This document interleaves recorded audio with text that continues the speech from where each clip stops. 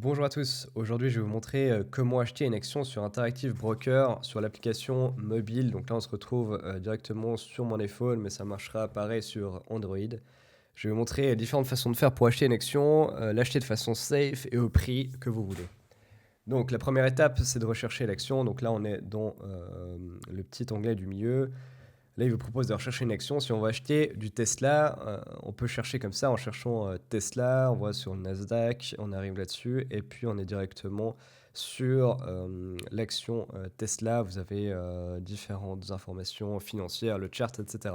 Ça, c'est une des façons de faire qui est pour moi pas la meilleure parce que vous n'êtes pas certain que ce soit bien Tesla. Si c'est bon, la Tesla, c'est une action connue, mais vous avez également Tesla Solar, vous avez d'autres actions qui pourraient s'apparenter à la même et vous pourrez potentiellement vous tromper.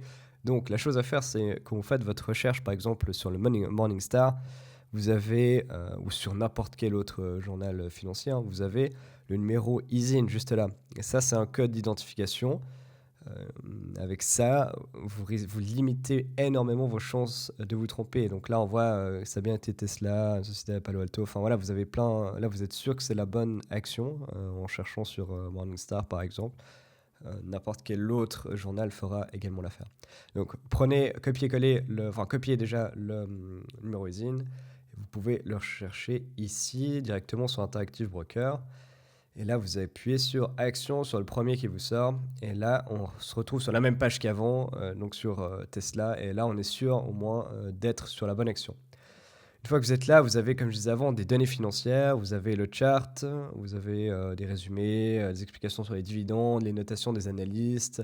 Enfin, vous avez plein d'informations pour vous aider à choisir si vous voulez acheter ou pas cette action. Partons du principe qu'on a déjà fait nos recherches et qu'on veut à présent acheter cette action. Donc c'est pas bien compliqué, vous avez deux boutons, vendre ou achat. Dans notre cas, on va acheter, on appuie sur ce bouton. Et là, on arrive sur cette page, on voit les fonds qui sont disponibles, on voit également la quantité d'actions, on voit mon compte, etc. Donc, pour la quantité disponible, je vais en mettre une seule action. Voilà, ça me coûterait 433 $. Et on voit ensuite le type d'ordre. Donc là, on voit qu'on est type d'ordre limite, c'est-à-dire que ça achètera au cours, ici au cours limite qui est juste indiqué au-dessus, 433. Vous pouvez choisir mid-price où ça vous achetez le prix au marché. Donc là, actuellement, le marché américain, donc la place boursière Nasdaq n'est pas ouverte, donc c'est pas possible de l'acheter directement maintenant. Toutefois, je vous conseille absolument pas de faire ça. Je vous conseille d'utiliser le Market If Touch. Donc, comme ça, on a un prix de déclenchement. Et quand le marché ouvrira et que l'action sera au prix indiqué ici, donc là, je vois que c'est à 433. Moi, 433, ça me va. J'aimerais l'acheter à ce prix-là. Donc, ça achètera l'action uniquement si le prix arrive à 433. Là, la durée de la validité, c'est good till cancel, donc ça marchera jusqu'à que j'annule moi. Sinon, si je mets day ce soir, enfin à partir de minuit, ça supprimera. Et je suis pas sûr de pouvoir l'acheter aujourd'hui, l'action, à ce prix-là. Donc je vais mettre good till cancelled. Le risque, si vous mettez mid-price, c'est que s'il y a du spread, là on voit qu'il y a un spread de 0,7%, donc c'est pas énorme, mais s'il y a du spread, s'il y a une nouvelle, s'il y a une pression acheteuse ou vendeuse, ça peut faire exploser le cours de l'indice au moment enfin le cours de l'action au moment de l'ouverture du marché. Et on pourrait l'acheter à un prix qui ne nous correspond pas, qu'on n'a pas du tout envie. Donc voilà, ça peut vous éviter des gros problèmes. Donc toujours mettre Market If Touch et choisir le prix que vous voulez. Voilà, là on est bon, on a toutes les informations qu'on a besoin. On peut faire encore aperçu. Puis là on verra qu'on va acheter donc une action à 433 $.